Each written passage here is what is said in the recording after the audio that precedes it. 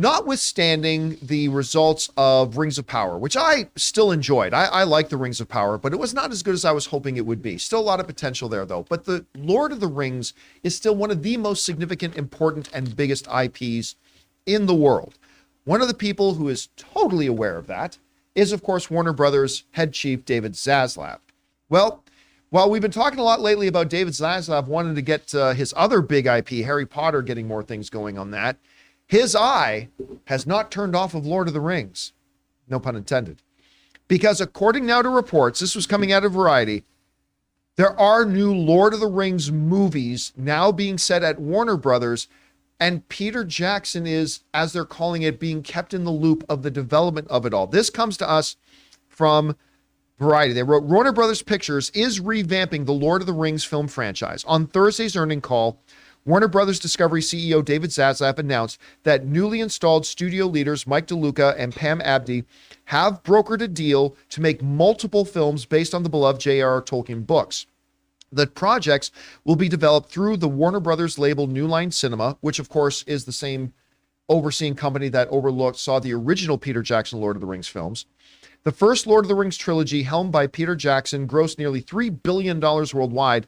Jackson's follow-up trilogy based on Tolkien's The Hobbit matched those grosses. Now, no filmmaker has been attached to the projects as of yet, but this is where it gets interesting. In a statement to Variety, Peter Jackson and his main Lord of the Rings collaborators, Fran Walsh and Philippa Boyens, said that Warner Brothers and Embracer have, quote-unquote, kept us in the loop every step of the way. We look forward to speaking with them further to hear their vision for the franchise moving forward, Peter Jackson and Walsh and Boylan said. All right. I'm going to go, while it is not explicitly stated here, I believe David Zaslav is completely going to swing for the fences on this. And while there was a lot of talk earlier that Peter Jackson may or may not be involved with the Rings of Power, and ultimately he didn't end up being involved with that for Amazon, I believe that the very mention of them in here, the very fact that Peter Jackson and Fran Walsh are even saying anything, I believe David Zaslav is 100% going to swing for the fences on this. And I'm not necessarily saying that Peter Jackson will end up directing these films, because I really think he got frazzled out on doing the Hobbit movies. But I 100% believe Peter Jackson is going to be involved in this. David Zaslav is going to do whatever he needs to do. He'll move whatever mountain he needs to move to get Peter Jackson involved in this. As a director, outside shot. As an executive producer, as a shepherd, as a godfather of this thing, at the very minimum, I think we are going to see the Peter Jackson. And with Peter Jackson involved in it, and with New Line being back and shepherding and overseeing this, I think this is something to be very, very excited about. I mean, look, Peter Jackson took a lot of liberties with the Lord of the Rings stuff, and that's fine. But he had a unique vision of that world. He had a unique vision for what Middle-earth was going to be like under his eye. And if they can get it back to the kind of the feel of the movies and make it feel like it's brought us home again. Listen, I liked Rings of Power, but it never felt like we were being brought back home again, right? It never felt like we were kind of like the way the Fantastic Beasts movies never really felt like they were in the Wizarding World of Harry Potter up until, Hogwarts really showed up in the third movie. I think being under Peter Jackson, it will feel like we're back home again, regardless of what these movies actually end up being. Anyway, Chris, I wanted to go over you on this. You read this report. Warner Brothers New Line is going to be making more Lord of the Rings. Somehow, some way, Jackson and Walsh got brought into this. Are you excited about this? What are you expecting from it? Would Peter Jackson be involved in this? I don't know. What do you think about this whole thing right now? I mean, my knee-jerk reaction is excitement. I love The Lord of the Rings, obviously. My dog is named Gimli, son of Gloin. My company is named Speak Friend Studios. I love this world. And it's such a rich world to continue exploring. There's so much lore. There's so much you can really dive into. Give me the adventures of Tom Bombadil. Do whatever you want. I don't care. As long as it's done well, right? And that's the thing here, is if it's not done well, I can go back to the books. I can go back to The Lord of the Rings. I'll probably skip The Hobbit, or I'll watch that fan edit that combines the two movies, and then that makes it a little better for me. But it's not going to take away from anything that already exists if this isn't executed well. Will I be a little disappointed? Absolutely. But I'm really, really hoping that they do some really, really cool stuff here. I know a lot of us were let down by the Rings of Power series. That was definitely some swings and misses for me. I didn't dislike it as much as some other people. But I think that, it's a really, really great world to exist in. Why wouldn't you want to keep mining here? Get into Moria. Go do it.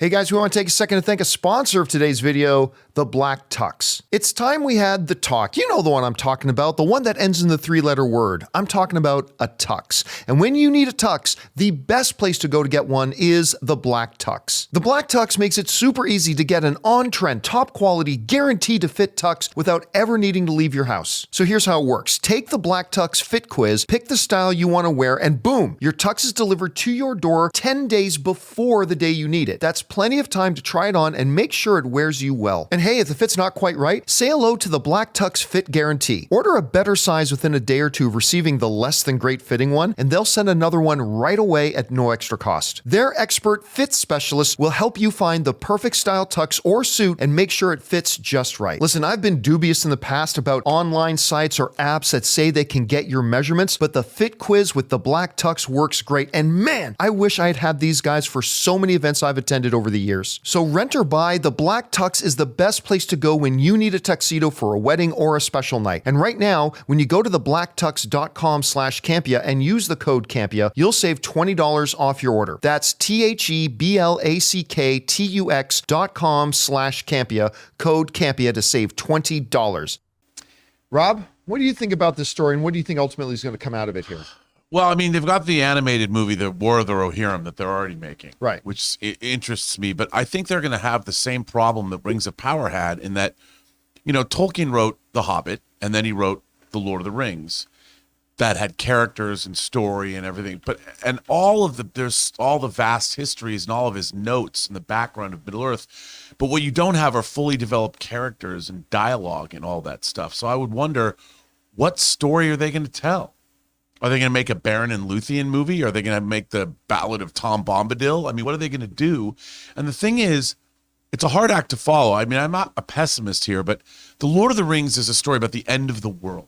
It really is. You can't get much bigger than that. And those 3 movies are cinematic perfection for the most part. And I don't know how you make a Lord of the Rings movie that stands up against those others. Like, and maybe that's because I don't have the creative vision. But still, what story do you tell? I mean, sometimes I understand David Zaslav's going, these are the most successful in our quiver of IP. We got to look, Lord of the Rings is one of the most successful. You have 6 movies that all made basically $1 billion each. Academy Award winners all, but where's the rest of the IP to mine? Like, it's been mined. I mean, The Hobbit was dragged out into 3 movies. Yeah, which was a fundamental mistake. I think so too. And I get it. I mean, I understand they all made money, but at the end of the day, what stories do you tell? And how do those stories stand up to the very thing that you want them to, which is the original Lord of the Rings trilogy? I don't know. I think you run into the same problems you're going to run into that they've run into with Rings of Power. They're making iterations of these characters that we know and love. Like, you've got to have the elf, you've got to have this, you've got to have the wizard, you've got to. So all of these things, I think it's limited. But then again, maybe they already have an idea. But the thing is, the 3 people that know best are Peter Jackson, Fran Walsh, and Philip Boyens, because they already did it. And they've probably thought about every single aspect of Middle Earth. They know the appendices. They know everything. And I bet if you went to them, I bet the first David Zaslav probably called Peter up. Peter was probably hanging out with Fran and Philippa, and they were probably all in his kitchen. He put them on speaker, and all 3 of them said, you could do, and they probably gave him a million ideas. And David Zaslav was like, great, you're in the loop. And that's what happened, because there's nobody better on the planet Earth, if these movies have to get made, than the 3 of them. And I would say this too, when you're asking about what stories do you tell, I'm going to say something that's going to sound a little weird. It almost doesn't matter.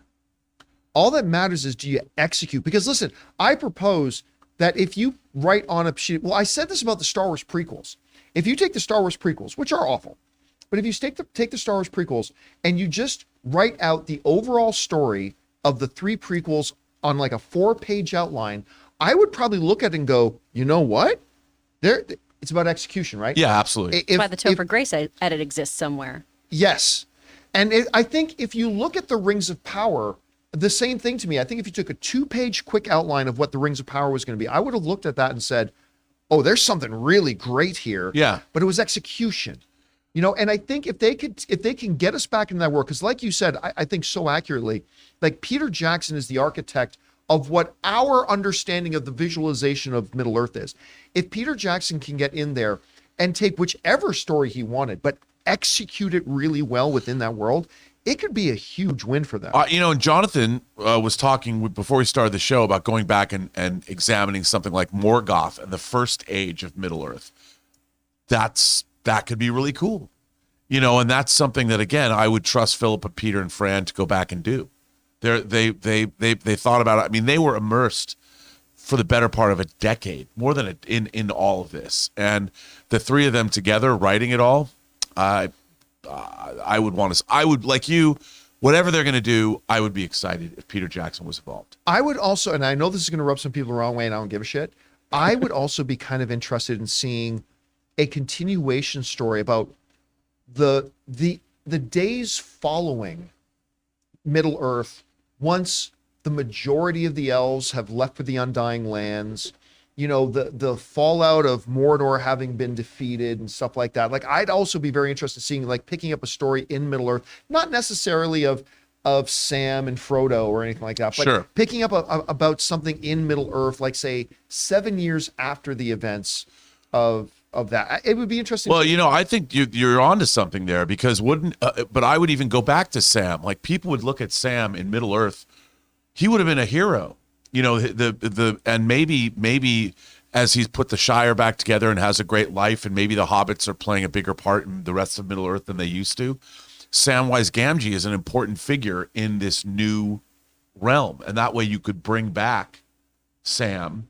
And that's a connection. I mean, people love him. People love Sean Astin. Well, something you've mentioned a lot too about how, like, when you got to the new Star Wars movies, or if you look at Top Gun, the actors have aged with the characters. So maybe it's not just 5 years. Maybe it's 20 years later. Yeah. And we're looking at maybe, the 20th anniversary of Aragorn, if we get Viggo Mortensen back as being the king of Gondor and things like that, and something else. I don't know. I just think there's potential there. I agree. Anyway, guys, question is for you. What do you think of this news that Warner Brothers is moving ahead? They're going to be creating new Lord of the Rings films, and it's going to be under their original home at New Line Cinemas, the company, of course, that shepherded the Peter Jackson Lord of the Rings films. Are you excited about that? Are you the type of person who would be like, I'm only going to be excited if we do find out that Peter Jackson and Fran Walsh are involved? That would be understandable too. What do you think is going to come out of all this? Whatever you guys think, jump down to the comment section below and let us know your thoughts.